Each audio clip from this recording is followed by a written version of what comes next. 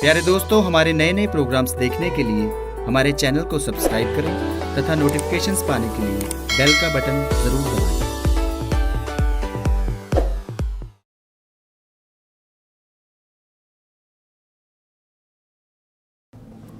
पिता, पुत्र और पवित्र आत्मा के नाम पर आमीन। सबको जय यीशु। आज हम विशेष रीति से एक बात पर मनन चिंतन करने जा रहे हैं कि प्रभु यीशु मसीह ने, जब प्रभु यीशु मसीह क्रूस पर थे तो प्रभु यीशु मसीह ने उस क्रूस पर अंतिम 7 शब्द कहे थे। उन 7 शब्दों पर हम मनन चिंतन करने जा रहे हैं। तो आइए हम पर मनन चिंतन करने से पहले हम जो है थोड़ा समय प्रार्थना में बिताएंगे। हम सभी लोग अपनी आंखें बंद करें और प्रभु से प्रार्थना करें। प्रेम ईश्वर के पिताजी, हम आपको धन्यवाद देते हैं प्रभु इस समय के लिए, जब आपने प्रभु हमें इस समय प्रदान किया कि हम प्रभु आपके इन 7 शब्दों पर मनन चिंतन कर सकें जो आपने क्रूस पर कहे थे। प्रभु हे प्रभु, एक एक शब्द का अर्थ प्रभु हमें समझा दीजिए। हे प्रभु, आपका वचन कहता है वो पवित्र आत्मा जिसे पिता मेरे नाम पर भेजेगा वो तुम्हें सब कुछ समझा देगा। प्रभु, आपका वचन कहता है रोमियो के नाम अध्याय 8 वाक्य 26 में, आत्मा ही हमारी दुर्बलता में हमारी सहायता करता है। जी हाँ पवित्र आत्मा, आज हमें इन 7 शब्दों को समझने के लिए हमें आशीष प्रदान कीजिए। यही प्रार्थना करते उद्धारकर्ता प्रभु यीशु मसीह के सामर्थी नाम से मांगते हैं, आमीन। प्रिय भाई बहनों, हम जो है प्रभु यीशु मसीह के क्रूस पर कहे गए अंतिम 7 शब्दों पर मनन चिंतन करने वाले हैं। प्रभु यीशु मसीह ने क्रूस पर अंतिम 7 शब्द कहे। पहला शब्द, यदि हम लूकास के सुसमाचार अध्याय 23 और उसका वाक्य संख्या 34 में पढ़ते हैं, वहां पर लिखा है, ईसा ने कहा, पिता इन्हें क्षमा कर, क्योंकि ये नहीं जानते कि ये क्या कर रहे हैं। प्रभु यीशु मसीह ने क्रूस पर पहला शब्द कहा, पिता इन्हें क्षमा कर, क्योंकि ये नहीं जानते ये क्या कर रहे हैं। कितना बड़ा प्रभु ने कार्य किया। लोगों ने प्रभु को इतना दुख दिया, लोगों ने प्रभु को सताया, सिपाहियों ने यीशु को मारा, उनके मुंह पर थूका गया, उनकी दाढ़ी नोची गई, उन पर इतना घोर अत्याचार किया गया, उनके शरीर पर कोड़े मारे गए, कांटों का मुकुट रखा गया। फिर भी यीशु ने एक बात कही, पिता इन्हें क्षमा कर दे, क्योंकि ये नहीं जानते ये क्या कर रहे हैं। ये नहीं जानते ये क्या कर रहे हैं। मेरे प्रिय भाई बहनों, हम अक्सर अपने जीवन में किसी को क्षमा नहीं करते हैं। हम जो है किसी को क्षमा नहीं करते हैं। प्रभु का वचन क्या कहता है? यदि हम मत्ती का सुसमाचार अध्याय 5 और वाक्य संख्या 23 में पढ़ेंगे, वहां प्रभु का वचन इस प्रकार कहता है, जब तुम वेदी पर अपनी भेंट चढ़ा रहे हो और तुम्हें वहां याद आए मेरे भाई को मुझसे कोई शिकायत है, तो अपनी भेंट वहीं वेदी के सामने छोड़कर पहले अपने भाई से मेल करने जाओ, तब आकर अपनी भेंट चढ़ाओ। मेरे प्रिय भाई बहनों, प्रभु ने कहा कि जब तुम वेदी पर अपनी भेंट चढ़ा रहे हो और तुमको याद आए कि तुम्हारे भाई को तुमसे कोई शिकायत है, तो अपनी भेंट वहीं वेदी के सामने छोड़कर पहले अपने भाई से मेल करने जाओ। देखिए, प्रभु का वचन कहता है तब हमारी प्रार्थना सुनी जाएगी। हम अक्सर क्षमा नहीं करते हैं। कोई व्यक्ति हमारे विरुद्ध कार्य करता है, हम उस व्यक्ति से वैर बनाए रखते हैं, अपने मन में उनके प्रति ईर्ष्या बनाए रखते हैं, लेकिन हम क्षमा नहीं करते हैं। हम लंबी लंबी प्रार्थनाएं करते हैं, लेकिन प्रभु का वचन कहता है, यदि हम मार्कुस का सुसमाचार अध्याय 11 और वाक्य संख्या 25 में लिखा है, जब तुम प्रार्थना के लिए खड़े हो और तुम्हें किसी से कोई शिकायत हो तो क्षमा कर दो, जिससे तुम्हारा स्वर्गीय पिता भी तुम्हारे अपराध क्षमा कर देगा। मेरे प्रिय भाई बहनों, हमें जानने की जरूरत है कि हमें क्षमा करने की जरूरत है। हमें क्षमा करना जरूरी है, क्योंकि प्रभु का वचन कहता है, यदि हम प्रवक्ता ग्रंथ अध्याय 28 में पढ़ते हैं, वहां पर लिखा है, ईश्वर बदला लेने वालों को पूरा पूरा दंड देगा। प्रभु ने आगे कहा है प्रवक्ता ग्रंथ अध्याय 28 वाक्य 2 में, अपने पड़ोसी के अपराध क्षमा कर दो और प्रार्थना करने पर तुम्हारे अपराध क्षमा किए जाएंगे। मेरे प्रिय भाई बहनों, हमें एक दूसरे को क्षमा करने की जरूरत है। हम छोटी सी लड़ाई के कारण, छोटे से झगड़े के कारण, छोटी सी बातों को लेकर किसी को क्षमा नहीं कर पाते हैं। लेकिन यीशु मसीह को देखिए, वो पिता परमेश्वर, वो यीशु मसीह जिसने इतना घोर दुख सहा, कोड़ों की मार सही, कांटों का मुकुट सहा, वो परमेश्वर, वो प्रभु यीशु मसीह, देखिए कितना घोर दुख सहने के बावजूद भी बोलते हैं, हे पिता इन्हें क्षमा कर, ये नहीं जानते ये क्या कर रहे हैं।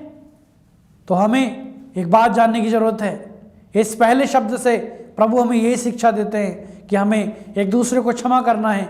हमें हमारे पिता की प्रार्थना बोलते हैं, उस प्रार्थना में हम बोलते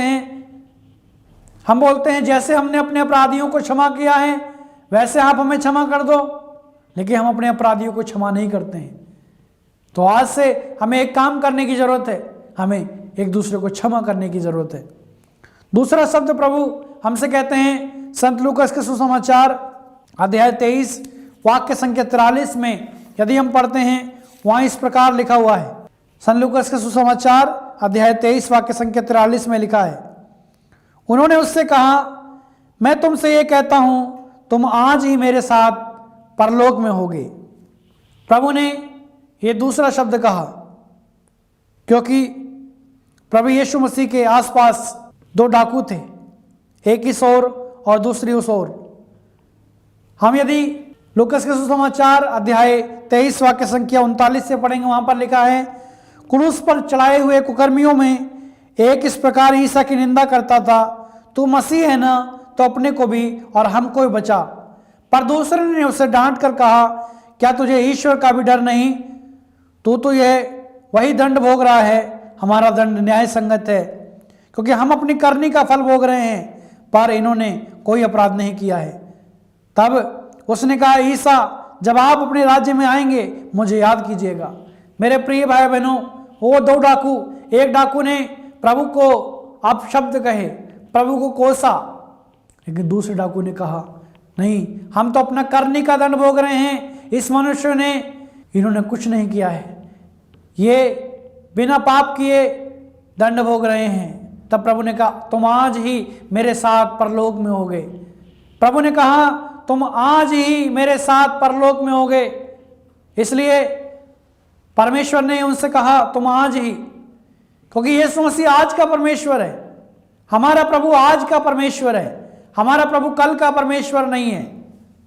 बहुत सारे लोगों के मन में एक प्रश्न रहता है कि जब मरियम मगदलीना से प्रभु मिले थे तो प्रभु ने एक बात कही थी कि मैं अब तक ऊपर नहीं गया हूं, अब तक स्वर्ग में नहीं पहुंचा हूं। लोग प्रश्न करते हैं कि यीशु मसीह ने कहा कि तुम आज मेरे साथ स्वर्ग में होगे, और एक जगह प्रभु कहते हैं कि मैं अब तक स्वर्ग में नहीं गया हूं, तो ये दो तरफा बात कैसे हो गई? मेरे प्रिय भाई बहनों, हमें जानने की जरूरत है। यहां पर प्रभु कहते हैं तुम आज ही मेरे साथ स्वर्ग में होगे, और यीशु मसीह से पहले जितने लोग मृत्यु को गए थे वे सब अधोलोक में थे और स्वर्ग का द्वार नहीं खुला था। इसलिए यीशु मसीह मनुष्य और ईश्वर दोनों स्वभाव के थे, इसलिए यीशु मसीह उन सारे लोगों को लेके स्वर्ग में लेके जाने के लिए अधोलोक गए थे। इसलिए यीशु मसीह ने मार्था से कहा कि मैं अब तक स्वर्ग में नहीं गया हूं। वो अधोलोक गए थे, वो इसलिए गए थे कि जिससे जो लोग अधोलोक में थे उन सबको स्वर्ग में ले जा सकें, इसलिए स्वर्ग का द्वार खुल गया। दूसरा शब्द प्रभु ने कहा, तुम आज ही मेरे साथ परलोक में होगे। हमारा प्रभु यीशु मसीह आज का ईश्वर है, वो कल का ईश्वर नहीं है। इसलिए जब यीशु मसीह का जन्म हुआ, जब चरवाहे आग ताप रहे थे, वहां पर आग सेक रहे थे, तब उन्होंने स्वर्गदूत ने आकर कहा, आज तुम्हारे लिए दाऊद के नगर में प्रभु मसीह का जन्म हुआ है। कल नहीं हुआ बल्कि आज हुआ है। जब यीशु मसीह अर्धांग रोगी के पास गए, प्रभु ने कहा, बेटा आज तुम्हारे पाप क्षमा हो गए हैं। जब प्रभु यीशु मसीह जक्कियुस के घर में गए, प्रभु ने कहा, आज इस घर में मुक्ति का आगमन हुआ है। यानी हमारा परमेश्वर आज का ईश्वर है, हमारा प्रभु कल का ईश्वर नहीं है। यदि हम इब्रानियों के नाम अध्याय 13 वाक्य संख्या 8 में पढ़ते हैं, वहां पर हमें पढ़ने को मिलता है, प्रभु का वचन कहता है, ईसा मसीह एक रूप रहते हैं, कल, आज और अनंत काल तक ईसा मसीह एक रूप रहते हैं। इसलिए प्रभु ने कहा तुम आज ही मेरे साथ परलोक में हो गए। प्रभु इस दूसरे शब्द में हमें ये संदेश देना चाहते हैं कि जब हम अपने पापों को प्रायश्चित करते हैं, पश्चाताप करते हैं कि हाँ हमने गलती की है इसलिए हम दंड भोग रहे हैं, और हम प्रभु से कहेंगे प्रभु आप मुझे याद कीजिए, मुझ पर दया कीजिए, तब प्रभु कहेगा बेटा आज ही तुम मेरे साथ परलोक में होगा, तो बेटा आज ही तुम चंगे हो जाओगे, आज ही तुम ठीक हो जाओगे। प्रभु दूसरे शब्द के द्वारा सिखाते हैं कि प्रभु आज हमें मुक्त करेगा। तीसरा शब्द संत योहन के सुसमाचार अध्याय 19 वाक्य संख्या 25-27 तक पढ़ते हैं। वहां इस प्रकार लिखा है, ईसा की माता, उसकी बहन क्लोपस की पत्नी मरियम और मरियम मगदलेना उनके क्रूस के पास खड़ी थी। ईसा ने अपनी माता को और उसके पास अपने उस शिष्य को जिसे वह प्यार करते थे देखा। उन्होंने अपनी माता से कहा, भद्रे यह आपका पुत्र है। इसके बाद उन्होंने उस शिष्य से कहा, यह तुम्हारी माता है। उस समय से उस शिष्य ने उसे अपने यहाँ आश्रय दिया। मेरे प्रिय भाई बहनों, यहाँ पर प्रभु यीशु मसीह अपने जिस शिष्य को प्यार करते थे उससे कहा, यानी योहन से कहा, योहन यह तुम्हारी माता है। उन्होंने देखिए योहन से कहा, योहन यह तुम्हारी माता है। यहाँ पर लिखा है वे जिस शिष्य को प्यार करते थे, और बाइबल में लिखा हुआ है हम भी ईश्वर के शिष्य हैं, हम भी यीशु के शिष्य हैं। यानी उस समय यीशु ने योहन से कहा था, आज प्रभु मुझसे और आपसे कहते हैं कि माँ मरियम तुम्हारी माता है। बहुत सारे लोग माँ मरियम का आदर नहीं करते हैं। प्रभु आज हमसे कहते हैं कि यह तुम्हारी माता है। और आगे लिखा हुआ है, इसके बाद उन्होंने शिष्य से कहा, यह तुम्हारी माता है, और माता से कहा, यह आपका पुत्र है। मेरे प्रिय भाई बहनों, बहुत सारे लोग माता मरियम का आदर नहीं करते हैं। मुझे एक बात की घटना याद आती है। एक बार एक व्यक्ति ने मुझसे प्रश्न किया, बोले कि भद्र शब्द का अर्थ है हे महिला, हे नारी, और बाइबल में हमें कहीं नहीं मिलता। वो व्यक्ति ने मुझसे बोला कि बाइबल में कहीं नहीं मिलता कि यीशु मसीह ने अपनी माँ को माँ कहा हो, माता मरियम को माँ कहा हो, बाइबल में कहीं नहीं लिखा है। तो मैंने उनसे कहा, भाई आप मुझे बताइए बाइबल किसने लिखी? तो उसने मुझे बताया कि बाइबल पवित्र आत्मा की प्रेरणा से लिखी गई है। तो मैंने उनसे कहा, यानी एक शब्द में कहा जाए बाइबल पवित्र आत्मा के द्वारा लिखी गई है? बोले हाँ। तो वहाँ पर जो लोग बैठे हुए थे, मैंने उनसे कहा, देखिए ये भैया जी बोल रहे हैं कि बाइबल पवित्र आत्मा के द्वारा लिखी गई है। भाई का प्रश्न था कि यीशु मसीह ने माता मरियम को कोई माँ नहीं कहा। बाद में उन्होंने स्वीकार किया कि बाइबल पवित्र आत्मा ने लिखी है। तो मैंने उनसे कहा, आप योहन का सुसमाचार अध्याय 2 निकालिए और वाक्य संख्या 1, वहाँ पर लिखा है, तीसरे दिन गलीलिया के काना में एक विवाह था और ईसा की माता वहाँ थी। तो वहाँ पर जब लिखा था ईसा की माता वहाँ थी, तो मैंने उनको बोला, जब पवित्र आत्मा ने लिखा है कि माँ मरियम ईसा की माता हैं, तो आप और मैं क्यों नकार रहे हैं? सारे पापों की क्षमा मिल जाएगी। यदि हम पवित्र आत्मा की निंदा करेंगे, यानी पवित्र आत्मा के विरुद्ध जाएंगे, तो क्षमा नहीं मिलेगी। मेरे प्रिय भाई बहनों, इसलिए हमें माता मरियम का आदर करना है, माँ मरियम का सम्मान करना है। हमें माता मरियम को सम्मान देना है, उनको स्थान देना है। इसलिए यीशु मसीह ने कहा, यह तुम्हारी माता है, माँ मरियम हमारी माता है और हम उनके बच्चे हैं। हमें माँ मरियम का आदर करना चाहिए, क्योंकि यीशु मसीह ने कहा, भद्रे यह आपका पुत्र है। देखिए मैं आपको बोलना चाहता हूं, और वहां पर लिखा है, उसी समय से उस शिष्य ने उसे अपने यहाँ आश्रय दिया। आज से हमें, जब हमने ये वचन को सुना है, आज से हमें माँ मरियम का आदर करना है, माँ मरियम की माला विनती करनी है, माँ मरियम को आश्रय देना है, अपने जीवन में बुलाना है। माँ मरियम परिवारों की रानी है। जितने व्यक्ति इस वचन को सुन रहे हैं, अपने परिवार में रोज शाम को माला विनती कीजिए, और माँ मरियम देखिए आपके जीवन में प्रभु से विनती करेंगी और प्रभु आपके जीवन में चमत्कार करेंगे। चौथा शब्द हम पढ़ते हैं मार्कुस के सुसमाचार अध्याय 15 और वाक्य संख्या 34 में। तीसरे पहर ईसा ने ऊंचे स्वर से पुकारा, एलोई एलोई लामा सबक्तानी। इसका अर्थ है, मेरे ईश्वर तूने मुझे क्यों त्याग दिया। मेरे प्रिय भाई बहनों, बहुत सारे लोग कहते हैं, अन्य लोग बोलते हैं कि यीशु मसीह तो ईश्वर थे, वो क्यों सह नहीं पाए।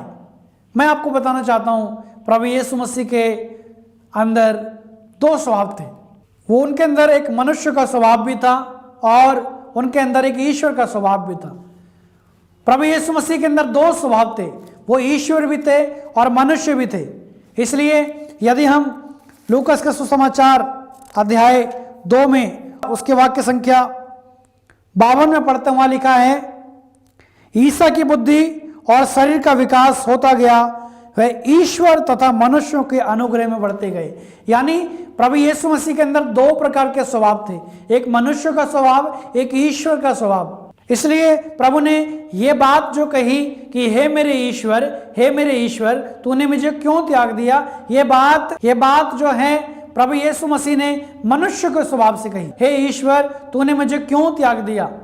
प्रभु इस बात को कहते हैं, वो प्रभु ने इसलिए कहा कि तूने मुझे क्यों त्याग दिया, क्योंकि ये मनुष्य का स्वभाव है।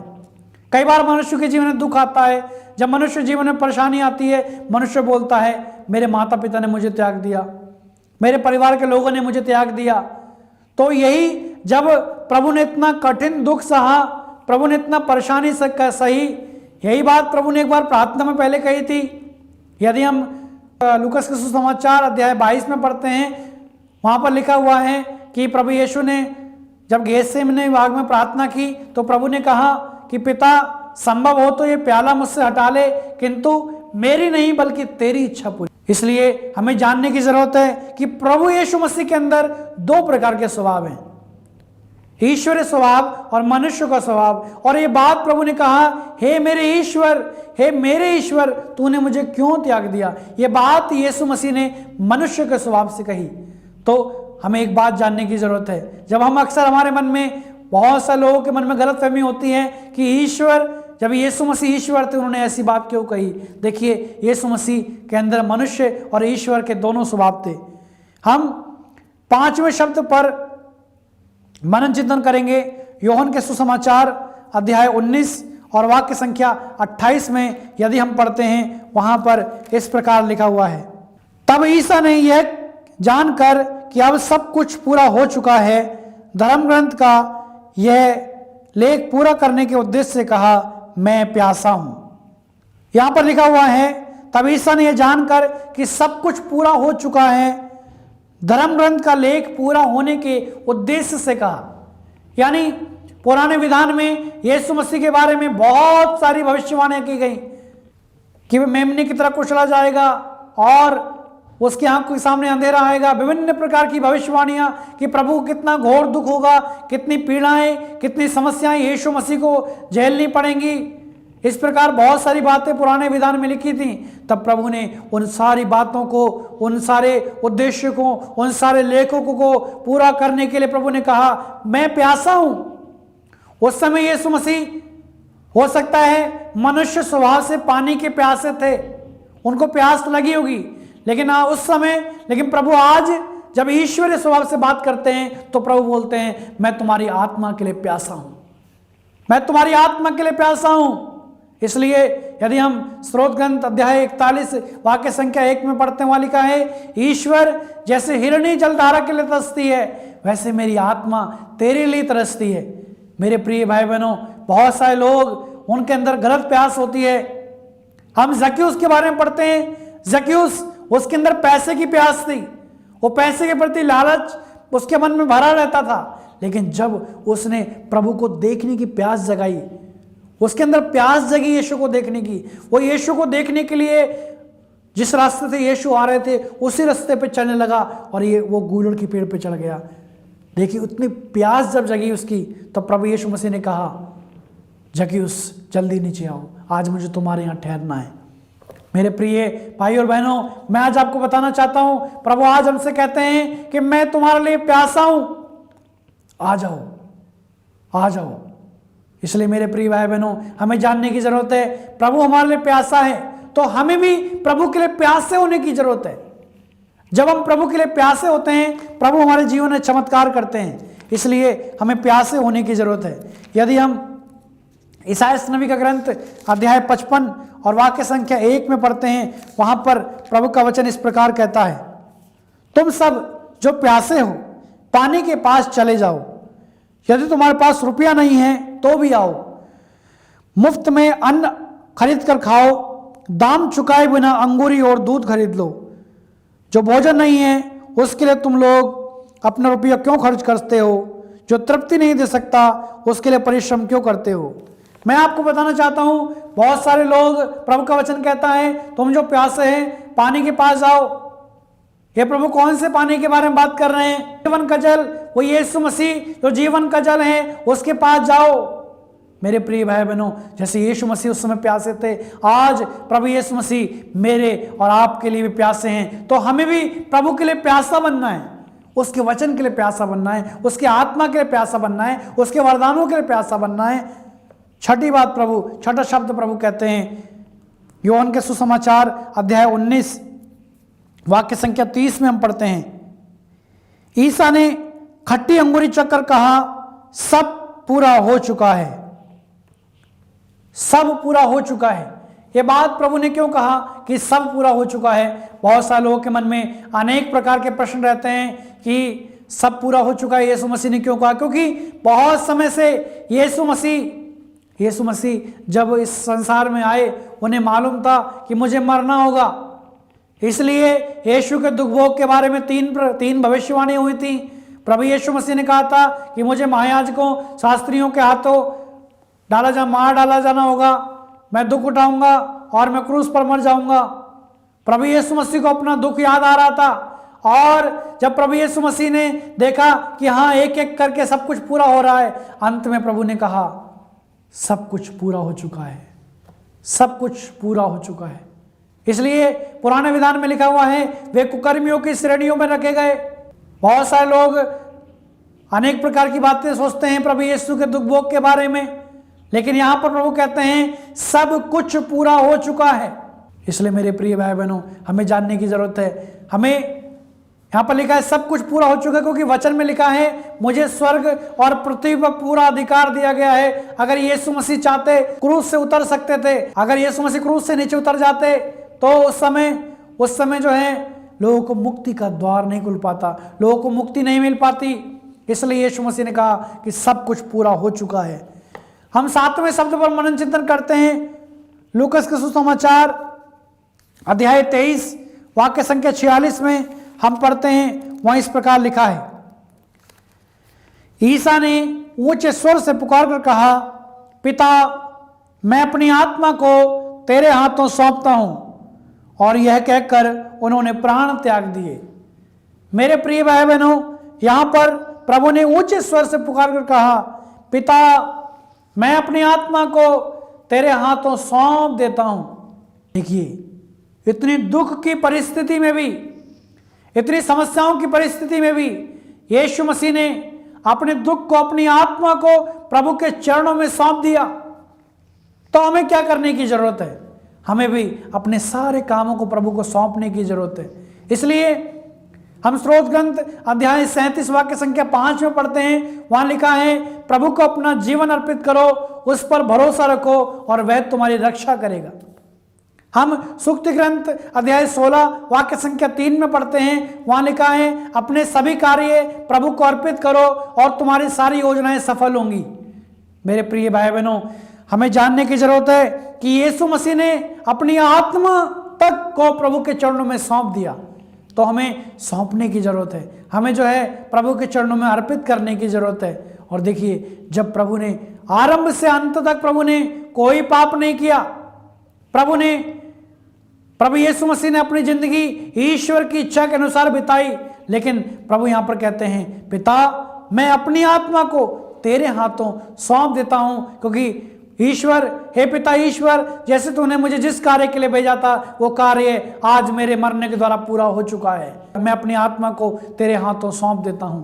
मेरे प्रिय भाई बहनों, इन 7 शब्दों से हमें यही सीखने को मिलता है कि पहली बात, हमें एक दूसरे को क्षमा करने की जरूरत है। दूसरी बात, हमारा ईश्वर आज का ईश्वर है। तीसरी बात, हमें मां मरियम का आदर करना है। चौथी बात, हमें जो है परमेश्वर पर विश्वास करना है। पांचवी बात, प्रभु के लिए अपने प्यास को जगाना है। छठी बात, प्रभु को पूरे पृथ्वी पर अधिकार दिया गया है। और सातवीं बात, हमें प्रभु के चरणों में अपनी आत्मा को, अपने परिवार को सौंपना है। ये 7 बात प्रभु, ये 7 शब्द प्रभु ने क्रूस पर कहे। पहला शब्द प्रभु ने कहा, हे पिता इन्हें क्षमा कर, ये नहीं जानते ये क्या कर रहे हैं। दूसरा शब्द प्रभु ने कहा, तुम आज ही मेरे साथ परलोक में होगे। तीसरा शब्द प्रभु ने कहा, भद्र ही आपका पुत्र है। और शिष्य से कहा, यह तुम्हारी माता है। चौथा शब्द प्रभु ने कहा, हे मेरे ईश्वर, हे ईश्वर, तूने मुझे क्यों त्याग दिया। पांचवा शब्द प्रभु ने कहा, मैं प्यासा हूं। छठा शब्द प्रभु ने कहा, सब पूरा हो चुका है। और सातवां शब्द प्रभु ने कहा, मैं अपनी आत्मा को तेरे हाथों सौंप देता हूं। आइए हम प्रार्थना करें।